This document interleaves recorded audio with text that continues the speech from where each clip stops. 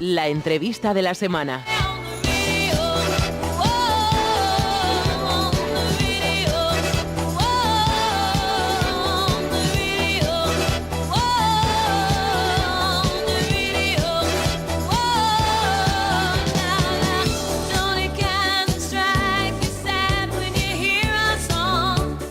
Pues como les acabo de adelantar, arrancamos esta serie de programas dedicados al mundo de la empresa y concretamente lo vamos a hacer con Fernando Martínez, que es socio director de Scentia Alliance y compañero y colaborador aquí en esta casa en Capital Radio, Comunidad Valenciana. Fernando, buenas tardes. Muy buenas tardes y encantado de estar en este programa, que es lo que se dice habitualmente, pero mucho más de la mano tuya como compañero en antiguas batallas en otras emisoras. Y me parece una idea excelente el hacer píldoras informativas que tanto se lleva ahora de moda para los oyentes que tengan la inquietud de emprender o de crear una empresa y establecer en estos 3 capítulos la forma más idónea que desde nuestro punto de vista como expertos y consultores del mundo empresarial y organización empresarial, pues estamos habituados a plasmar y a llevar a cabo con nuestros clientes de una manera eficiente para que ese emprendimiento y esa ilusión no se quede a mitad de camino. Evidentemente, entendemos que en 20-25 minutos es muy difícil, pero un poquito lo que... Vamos a hacerlo de forma amena para que... Exacto, y muy concreto. Vamos a intentar ir al grano y ya, pues por arrancar rápidamente, permíteme, Fernando, una serie de datos por situarnos en lo que es el contexto empresarial en España en el ámbito del emprendimiento. Tengo aquí en mis manos el informe GEM España 2017. Estamos hablando de más de 25.000 encuestas a una población de entre 18 y 64 años. Y bueno, pues por ejemplo, habla de una tasa de actividad emprendedora que tiene un cierto repunte, llega ya hasta el 6,2%, algo que no ocurría desde el año 2008. Crecen los que emprenden por necesidad. Este es un punto que me gustaría que ahora también lo hablaremos, hasta el 28,3%. La visión es algo menos cortoplacista. El perfil de los emprendedores en fase inicial es similar al de ediciones anteriores, es decir, una media de 40 años y generalmente varones con formación superior, aunque también vamos a hablar de la incorporación de la mujer en todo este campo, porque de hecho disminuye la brecha de género, ya estamos hablando de un 45% en el ámbito de las mujeres.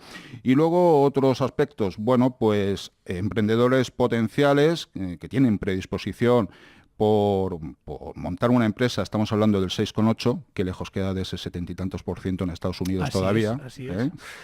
Empresarios consolidados, el tema de abandono empresarial, también quiero que lo comentemos. Y ya por finalizar, pues bueno, la solución del autoempleo, la baja apuesta por la innovación todavía a estas alturas, tanto que hablamos del ámbito digital, y bueno, el miedo al fracaso, algo típico en la cultura española. Latina sobre todo. Latina. Efectivamente. Bueno, pues Fernando, lo primero, la decisión de emprender. ¿Cómo tenemos que arreglar, amueblar nuestra cabeza? Lo más importante de todo pasa por no meterse en la vorágine que desde el punto de vista institucional llevamos unos años, motivado por la crisis que hemos vivido en este país, crisis catastrófica, que ha erosionado el tejido empresarial tradicional y nos ha llevado y abocado a una nueva realidad de configuración de cómo entender la vida económica en este país. Y digo que lo fundamental es distinguir el emprendedor. El emprendedor es algo genético, el que emprende lo tiene en su ADN y es capaz de llevar, plasmar, luchar por aquella idea que cree que es viable dentro de un mercado competitivo como el que estamos.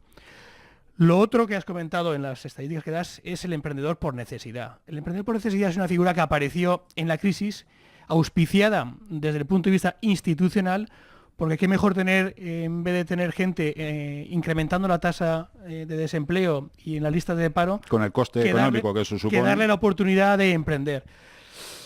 Pero emprender en una situación de crisis es un tema complicado y se ha visto, y nosotros desde Scentia Alliance, en la parte del área concursal, hemos tenido ya casos de emprendedores que han ido abocados al finiquito de su negocio, es porque tú no tienes un conocimiento para hacer una empresa, no tienes un saber emprender para una realidad que tú mismo no te crees. Es una necesidad que te aboca a crear una microempresa para atender una necesidad vital. Claro. Cuando hay una necesidad vital y no hay pasión, difícilmente eso llega a un buen puerto.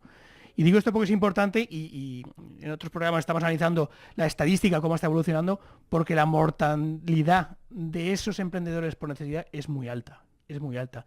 Y hay dos fenómenos importantes en esa mortalidad. Es que cuando tú percibes una prestación a nivel estatal que te permite capitalizar ese desempleo y hacer un proyecto de empresa, pues difícilmente cuando se acaba ese fondo que tienes eres capaz de volver tú a autofinanciarte o buscar financiación alternativa para ese proyecto, con lo cual muchos fenecen. Entonces, ese escenario que hay que dilucidar bien, yo siempre, cuando viene un proyecto a nuestro despacho, decimos, crear empresa sí, pero con unos mínimos cimientos que parten del negocio. O sea, ¿tu idea de negocio cuál es? ¿A qué mercado se dirige? ¿Es competencia de o es innovación? ¿Es un mercado maduro o no es un mercado maduro? ¿Tu producto responde a una necesidad latente en el mercado o es una modificación de algo que existe que puede tener una oportunidad? Porque también desde el punto de vista institucional, y me estoy metiendo con las instituciones, pero es así, se está vendiendo como que los emprendedores son los teenagers gente joven que termina la universidad, incluso está en segundo o tercera universidad y se monta la APP. No, es que el emprendedor no tiene por qué ser eso. Es eso y más cosas. Claro. El emprendedor es un señor que de repente se da cuenta de que el modelo de negocio de la alimentación puede modificarse y crea Mercadona. ¿Sí? Pero yo, Fernando, porque tú sabes mejor que nadie que el tiempo en la radio se nos va y tenemos unos puntos muy concretos. Ya has puesto la base que es, ¿estoy realmente convencido de que quiero emprender? Totalmente. Primer punto. Segundo, llego al asesoramiento y pregunto, ¿cuál debe de ser mi forma jurídica para empezar a emprender? Una sociedad limitada, vale. Me monto como autónomo. Ese sería el segundo punto, ¿no? Vale. Como por arrancar rápidamente, proyecto empresarial, mercado, estoy o no estoy, mi producto demanda o no demanda la sociedad a la que voy a mover, es para exportar, es para el mercado nacional, eso hay que dirimirlo inmediatamente y hacer un plan de negocio y un plan de viabilidad de lo que yo estoy diciendo tiene un retorno. Claro, porque a partir de eso veremos qué tipo de sociedad nos interesa montar. Porque a partir de eso, decir, el que emprende puede buscar formas jurídicas distintas y diversas en función de su realidad. Correcto. Por ejemplo, puede asociarse, puede montar una cooperativa, puede montar una sociedad laboral, porque en la medida en que ese emprendedor tenga unas franjas de edad determinadas, puede acceder de una forma rápida y viable a las subvenciones que el Estado o la comunidad autónoma o la Diputación o el Ayuntamiento favorece, con lo cual siempre es una fuente de financiación que está ahí, que es accesible y que para los inicios primeros de crear una empresa viene de maravilla. Claro. Luego, una vez está maduro el proyecto, pues vamos avanzando. Hay emprendedores que pueden formalizar responsabilidad limitada, pueden ser emprendedores autónomos, se puede crear una sociedad civil, se puede crear una sociedad colectiva, una sociedad comanditaria simple, una sociedad de responsabilidad limitada, que es la que habitualmente muchos se dirimen por ella, una sociedad limitada como nueva empresa. La sociedad anónima cuando ya tenemos unos mimbres ya más sólidos y entendemos que puede ser viable para nuestra realidad de negocio. Una sociedad comanditaria por acciones. Una sociedad de responsabilidad limitada laboral. La sociedad anónima laboral como tal, la sociedad cooperativa. Es decir, hay distintos modelos en función de cuántos miembros van a componer esa empresa, si son un grupo de amigos, si son estudiantes que quieren una sociedad cooperativa, si son una sociedad de garantía rígida, por ejemplo, son 150 partidos, en fin, una serie de modelos que en función del número de socios y en función del capital se puede estructurar para atender una realidad de negocio que les permita facturar. Un dato importante, la dicotomía autónomo o autónomos entre el grupo o sociedad limitada. ¿Cuándo dar ese salto? Pues el salto se da a partir de un momento determinado que en función de la actividad, es importante determinar la actividad a la que se va a dedicar, permite que haya unos determinados baremos cuantitativos de facturación de euros que permite estar en un régimen autónomo de una forma más o menos confortable o la necesidad de pasar a limitada. ¿Por qué este concepto? Porque todo ingreso que se genere dentro de la figura del autónomo va directamente imputable al impuesto de renta de las personas físicas. Claro. Con lo cual la tributación, si es poca, está dentro de baremos, pero si está siendo importante 150 o 200.000 euros, los tramos marginales de renta castigan pues en torno al 50% de los diferenciales respecto a la base de imponible. Quizás esa barrera mínima serían los 100.000 euros de facturación. O menos. Poquito menos. Sí, también. poquito menos. A partir de 80, 60, 80.000 metros, podrías pensarnos en montar una sociedad limitada. Siempre con el horizonte de que esa facturación es inicial y vamos a ir a tramos superiores. Claro, por eso es importante, se puede ir hacia arriba y luego tener por que eso ir es hacia importante atrás, ¿no? el plan de negocio y Claro. hacer correctamente la viabilidad desde el punto de vista mínima de una cuenta de explotación con un resultado para trazar en los próximos ejercicios hacia dónde va la empresa. Entonces, en función de esa trazabilidad, orientar al emprendedor o al creador de empresas cuál es su personalidad jurídica más adecuada. Hay un aspecto que creo que es importante, más que nada porque mucha gente puede que no lo conozca, que es un padre quiere montar algo con su hijo y resulta que si su hijo vive en casa y tiene menos de 25 años, no tiene de entrada por qué obligatoriamente pagarle un sueldo, lo cual es importante, una nómina, y luego tiene una serie de desgravaciones pues con la tasa de autónomo más baja por aquella tarifa plana. Comento esto porque en muchas ocasiones la necesidad del hogar y la incorporación de los jóvenes al trabajo puede generar esa idea de negocio padre-hijo que muchas veces piensas que por los impuestos que has de pagar no lo haces. Y hasta los 25 años obligatoriamente, a partir de los 25 te lo echan de casa, oficialmente. Nosotros cuando se produce este ejemplo que tú acabas de ver, lo analizamos en el momento porque la legislación en este país es tan cambiante y tan modificable que lo que hoy es válido dentro de un mes te lo cambian y te lo tumban y modifican cualquier parámetro que afecta a esa constitución inicial de la empresa. Pero igual que eso, existen figuras que no puede estar el marido y la mujer en una sociedad, porque también está incompatible. La forma de tributar de los dividendos por un sitio o por otro. Cómo me reclamo desde el punto de vista societario, yo como accionista de la sociedad. Entonces hay una serie de complejidad que sí es fundamental tener claro el negocio y hacia dónde va la empresa. Porque eso, en una sociedad limitada, se transforma y se transmite en una escritura con unos estatutos de funcionamiento de la sociedad. Por eso nosotros siempre decimos, está bien cómo arrancamos, pero tu futuro vamos a definirlo porque societariamente tienes implicaciones de toda índole. Presupuestaria, fiscal, laboral. Tu futuro como socio, eres el administrador único de la sociedad. Tu patrimonio personal. Porque dependiendo del riesgo que tengas actividad, que vamos a empezar, mi patrimonio puede estar... Se ve implicado en tu desarrollo y devenir de la empresa. Garantías, avales que tienes que prestar desde el punto de vista financiero para que esa sociedad tenga pulmón financiero y desarrollo económico. Entonces, hay una serie de hitos que nosotros hacemos. Yo soy economista forense, entonces cogemos el bisturí económico y analizamos todo el detalle de la casuística que nos dicen y la que se puede producir en el devenir de esa creación de empresa. Porque tristemente, te decía, el ejemplo de los emprendedores por necesidad que estamos recogiendo, pues ese emprendimiento por ese apoyo familiar de toda buena fe y con el corazón más que con la cabeza, pues está deveniendo en situaciones de parálisis financiera de una familia, y de implicaciones de pérdida de patrimonio y de pérdida de piso y sobre todo cuando uno se ha metido por necesidad, como comentábamos al principio, con lo cual el problema todavía se agrava. La necesidad desde el punto de vista de creación de una empresa es muy peligrosa si no se tiene el criterio claro de a qué me voy a dedicar. Si conoces el negocio, nosotros también asesoramos en el expertise de decir este tipo de negocio te puede o no te puede cuadrar, está muy maduro, las barreras de entrada son muy, muy elevadas, barreras de entradas comerciales me refiero, pero es que también las barreras administrativas son muy importantes. Claro. Entonces, todo lo que estamos diciendo desde el punto de vista teórico, de decir yo hago esto y una sociedad, luego tiene todas las implicaciones de licencias, de licencia de actividad, de la tramitación de los impuestos, de la tramitación administrativa, de si el negocio tiene un requerimiento específico del Ministerio, la Consejería de Industria, etcétera, etcétera, etcétera. Y esas trabas, la cantidad y el importe económico que supone, hay mucha gente que se vuelve atrás. Por eso la figura del emprendedor como tal, esa nube, que tenemos aquí ejemplos de plataformas que están apoyando todo ese tipo de emprendimiento, y me parece muy bien, pero tienen el papá financiero que está detrás de ellos durante un tiempo, pero cuando lo sueltan al mercado es cuando vienen los problemas. Fernando, ¿pro subvención o no subvención? Vamos a ver, la subvención es un elemento que siempre es el elemento distorsionador del mercado, porque sí a favor de unos y en detrimento de otros, pero las subvenciones en los momentos iniciales de esta realidad económica, te digo, que estamos todavía sufriendo la crisis del 2008, es elemento fundamental para dinamizar una economía, en este caso como la Comunidad Valenciana.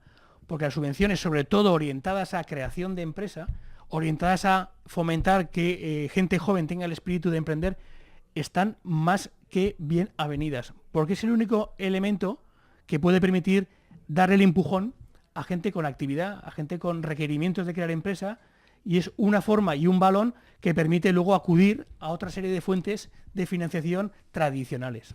Venga, pues otro paso más. Ya tenemos la sociedad, la empresa creada con el tipo jurídico que hayamos decidido. Habrá que ponerla en marcha. ¿Cuál es el siguiente punto, el siguiente paso? Una vez tienes constituido ese marco, dijéramos, legal administrativo, tienes que tener previamente lo que hemos dicho, fundamental, el plan de negocio en el cual tú te vas a ver inmerso. El día Porque más... empiezas a pagar ya desde el primer día. Claro, empiezas a pagar. Bueno, el día menos uno ya está El día pagando. menos uno ya está pagando. En notarías, escrituras, etcétera, Exactamente. etcétera. Entonces, el negocio, si lo tienes desarrollado, el primer día ya es tener tu estructura productiva de servicios, de personal. Eres tú, eres un equipo y tienes que consolidar una realidad que sea operativa para atender ¿a quién? A tu cliente. Entonces es fundamental dentro de ese plan de negocio si tus clientes son sabedores de ese producto y de ese posicionamiento. Lo que tiene que apoyar ese día más uno es lo que hablarás en los siguientes capítulos que has anunciado, porque es fundamental si ese producto está correctamente posicionado en un mercado competitivo, innovador, disruptivo, es decir, algo que alerte a tus clientes de que tienen la necesidad de adquirir ese producto. Y evidentemente, a partir de que tú consolidas ese producto, la empresa tiene que tener gestión. Pues de todo eso también iremos avanzando próximamente. Y hablabas del cliente, pero el cliente también es la administración, no nos equivoquemos. Por supuesto. Y ahí tenemos algo muy importante, tanto para el cliente privado, el que te compra, como para la propia administración, que es toda la tramitación electrónica. Porque hoy en día todo tiene que estar electrónicamente concebido a nivel de administración y no vamos a decir a nivel de página web.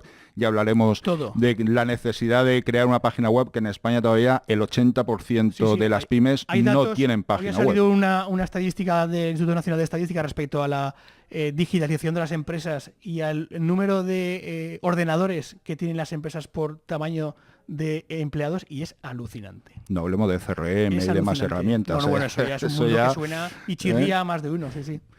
Bueno, pues tenemos ya los también... los trámites de la relación con los clientes de administración. Pues mira, el día 1 de octubre, en principio era el día en que los autónomos tienen que estar conectados en red para hacer toda la tramitación y todas las comunicaciones a Hacienda en red. Ya no se va a permitir el papel, pero ha salido una ampliación a 2 años más porque se han visto que eso es inviable. Y mira que llevan tiempo mandando mensajes al teléfono móvil. Pues han tenido que dar un plazo y una ampliación. Pero la seguridad social, por ejemplo, que es otro elemento que tienes que tener día a día, la constatación, si tienes trabajadores, de toda la comunicación de tus liquidaciones y tus nóminas y demás, también va a estar. Y Hacienda, además, está con el ansia mes a mes de implementar el sistema del SI, que es la comunicación online de tus facturas. Cuando tú factures, automáticamente Hacienda te las va a visionar. ¿Aunque seas un autónomo también? No, eso todavía no está. O sea, ahora hay una facturación determinada a partir del cual estamos obligados a hacer eso, pero se va a ir ampliando poco a poco para que Hacienda a tiempo real sepa qué has facturado y a quién has facturado. Sí, creo que hay 3 días para que tú subas la factura. Y tienes luego un periodo de cualquier anulación, cualquier devolución de mercancía, lo puedas ajustar y la factura hacer una factura rectificativa respecto al original. Pero vamos, hacia donde vamos es lo que tú estás anunciando, que esto se va a digitalizar de tal forma y manera que los procedimientos, va a llegar un robot en las empresas. En Excentia ya tenemos un software que ya las facturas las escaneamos directamente. Claro. Entonces ya se incorpora todo el proceso contable, cuenta resultados, te hace tus asientos, y eso será un puro trámite robotizado. Con lo cual muchas figuras en el mercado que van a tener que cambiarse de oficio o adaptarse a la nueva realidad. Pero tú fíjate todo lo que va a ayudar también eso una vez que esté puesto en marcha. Olvidémonos de todas las colas en la administración, pasando por 18 ventanillas para mareando los papeles de un sitio a otro. Totalmente. Incluso internamente las empresas que se vayan a crear en un futuro, ese trámite ya no tendrá que ser un trámite, te voy a llamar al asesor, va a entrar factura, me va a venir la amortización del préstamo y esto cómo lo hago y esto dónde lo contabilizo. No, automáticamente el sistema, escaneando documentos, te va a asignar su cuenta contable correspondiente y vas a tener tus balances a tiempo real. Oye, ¿qué va a pasar con los asesores con todo esto? Te estaba diciendo eso, ¿Qué va a pasar a los asesores? Pues tendrán que especializarse en áreas muy concretas donde el robot no va a poder llegar y donde nosotros no somos el contable fiscal, nosotros arrancamos desde que la empresa ya está constituida con esa base y le damos las herramientas de gestión de su cuenta de resultados, las herramientas de gestión de su balance, porque al final una cosa y otra tienen que ir a un banco para hacer la foto de la empresa y pedir una financiación, o ir a la administración pública para pedir un contrato o para pedir cualquier tipo. Entonces, eso que se da baladí y que la gente no lo tiene en cuenta es fundamental en el desarrollo de una empresa. Tener como primeras obligaciones, tener un balance y no contratados acorde a tu realidad. Pues no te digo nada cuando se pongan en marcha ya en serio los blockchains, de lo cual estuvimos hablando el año pasado y se mencionó, entrevistamos a un experto en España sobre este tema y hay una entidad en España apoyada por las grandes empresas tipo Caixa, Santander, Gas Natural, etcétera, donde, precisamente ese mismo fin de semana que tuvimos la entrevista en el programa, había un Congreso Nacional de Notarios aquí en Valencia, en el Palacio de Congresos, y eran los primeros que estaban en el disparadero con el tema del blockchain. O sea que esto todavía va a cambiar mucho más. Todo Notarios, el entorno. abogados, o sea, en Estados Unidos ya se está orientando en las grandes universidades a que el abogado sea un especialista del último artículo, porque ya hay modelos informáticos que tú le das los datos preliminares, civil, mercantil, laboral, penal, y automáticamente te sacan la demanda o la sentencia y tú tienes que revisarla automáticamente. Pues Fernando, nos quedan 3 temas que sí que quiero que pases, de pasada. El tema de la contratación laboral, si te parece, lo dejamos cuando hablemos de recursos humanos. Perfecto. Pero sí el tema de la financiación. La financiación es, como te he dicho durante la intervención, el hito fundamental para la creación de una empresa por emprendimiento o una creación de empresa como tal, porque parte de una realidad. O tienes fondos propios o tienes que tener una capacidad de avalar ante una entidad financiera. ¿Cuál es la realidad ahora en el mercado? Que han aparecido plataformas de financiación alternativa, los crowdlending o los crowdfunding, que te permiten que tú tienes una necesidad, por ejemplo, de 30.000 euros, vas al banco, te dicen que no, pero en la plataforma los 30.000 euros te lo consiguen de 30, de 40 o de 50 personas que han confiado en tu proyecto y te aportan 100 euros, 500 euros, 600 euros. La financiación pública también es la herramienta que no se puede dejar de lado ni olvidar por parte de los creadores de empresa y los emprendedores, porque existen multitud de líneas de financiación para proyectos de cualquier índole, pero sí hay que tener el traje adecuado para acudir a esa financiación. Nosotros colaboramos con distintas instituciones oficiales para facilitar el vehículo entre la necesidad de financiación y qué elementos da la institución pública para financiaciones, y hay financiaciones que se devuelven a Europa, pero miles de millones que se devuelven sin utilizar. Y hay gente que no hace más que estudiar los boletines oficiales para ver tema de financiación. Una última pregunta en un minuto, Fernando. Gestión, te quiero preguntar, ¿cuáles son los puestos directivos mínimos que debe de tener una empresa? Una empresa, el gerente tiene que ser, si es el propio emprendedor, el emprendedor que se dedique a lo que sabe, que es emprender, pero siempre debe tener de la mano a un gerente especialista en gestión de empresa, porque es donde está su verdadero ahorro en el día a día. Nosotros lo que hacemos somos gestores externos, nosotros somos nos llamamos ejecutivos en alquiler, interim management en inglés. Entonces nosotros damos el brazo de apoyo para la empresa, porque decimos, usted dedíquese a fabricar, dedíquese a dar servicios, dedíquese a dar PPs, que nosotros le diremos cómo tiene que gestionar su empresa, parametrizamos su empresa, hacemos presupuestos y previsiones en su empresa y vamos de la mano de lo que usted quiere hacer. Pero nosotros le vamos a dar siempre el toque en la línea correcta que hemos definido con usted. Pues Fernando, siento la rapidez, creo que ha sido muy concreto. Perfecto. Esta es un poquito la idea que queremos transmitir en estos 3 programas, que iremos alternando cada 15 días para dar un barniz mínimamente orientativo a todos aquellos que quieran empezar este apasionante mundo del emprendimiento, pero que siempre lo hagamos con cabeza y sobre todo con asesoramiento. Fernando Martínez Moltó, socio director de Scentia Alliance. Muchísimas gracias por estar aquí. Carlos, buenas mucha tardes. suerte en el programa. Un abrazo, buenas tardes. En comunicación con Carlos Ferragut.